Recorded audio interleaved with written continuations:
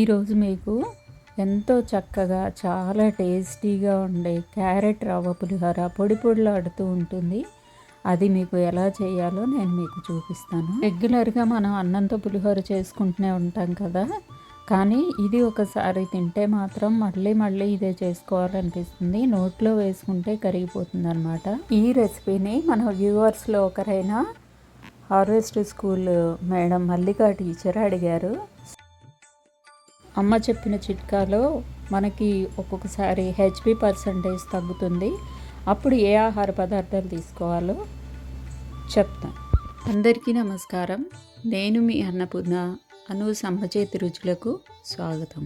దీనికి 1 కప్పు బియ్యం రవ్వ తీసుకున్నట్టయితే 1.5 కప్పు నీళ్లు తీసుకోవాలి. ముందుగా కొంచెం ఆయిల్ని ప్యాన్లో వేసి మనకి ఎంత అయితే రవ్వ తీసుకుంటున్నామో అంతకి 1.5 నీళ్లు పోయాలి. నీళ్లు పోసిన తర్వాత నీళ్లు బాగా మసిలిన తర్వాత రవ్వని మనం మామూలుగా ఉప్మా చేసుకున్నట్టు చేసుకొని అది నీళ్లు ఇంకిపోయిన తర్వాత మూత పెట్టి కాసేపు ఒక 5 మినిట్స్ ఉంచినట్టయితే రవ్వ చక్కగా పొడి పొడిలాడుతూ ఉడికిపోతుంది.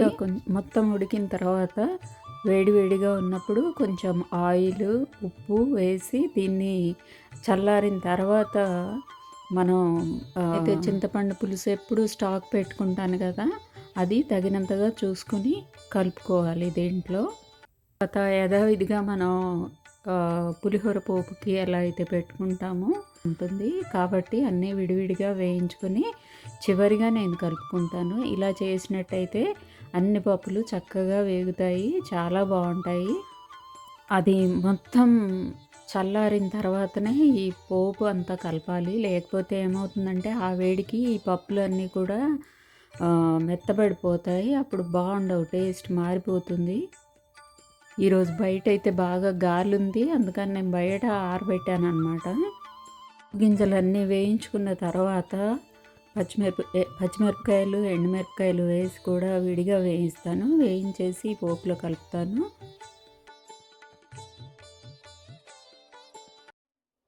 చివరిగా నేను 1 కప్పు క్యారెట్ తురుము తీసుకున్నాను అనమాట. ఆ తురుముని కొంచెంగా నెయ్యేసి వేయించేసి దాన్ని ఈ పులిహోరలో కలపడమే. చాలా టేస్టీగా ఉంటుంది, అస్సలు మిస్ కావద్దు. ఒకసారి అయితే ట్రై చేసి చూడండి. క్యారెట్ డైరెక్ట్గా తినను అనే పిల్లలకు కూడా ఇది ఎంతో హెల్దీ. ఒకవేళ ఇష్టమైతే మిరియాల పొడి కూడా వేసుకోవచ్చు క్రష్ చేసి. ఇందులో ఇంగువ, కరివేపాకు అయితే ఖచ్చితంగా వేయాలి, లేకపోతే ఆ పులిహోర రుచి అనేది రాదు. ఇది చాలా టేస్టీగా ఉంటుంది, వెరైటీగా ఉంటుంది, చాలా బాగుంటుంది. పసుపు అనేది పోపు చివర్లో వేసినట్టయితే అది మంచిగా పచ్చివాసన లేకుండా ఉంటుంది, బాగుంటుంది. అన్నంలో డైరెక్ట్గా వేసినట్టయితే ఒక్కొక్కసారి కొంచెం వాసన వచ్చే అవకాశం ఉంటుంది. సో అందుకనే నేను ఇలా వేస్తాను.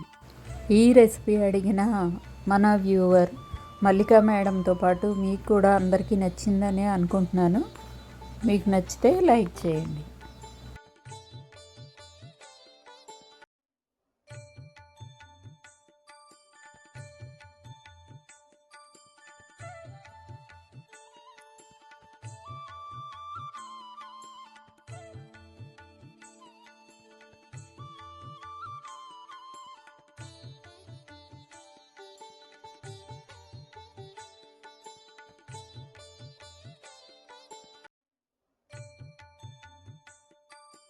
ఇక కారణాల వల్ల మనకి హెచ్బి తక్కువగా ఉంటుంది. అటువంటప్పుడు ఈ ఆహార పదార్థాలు తీసుకోండి.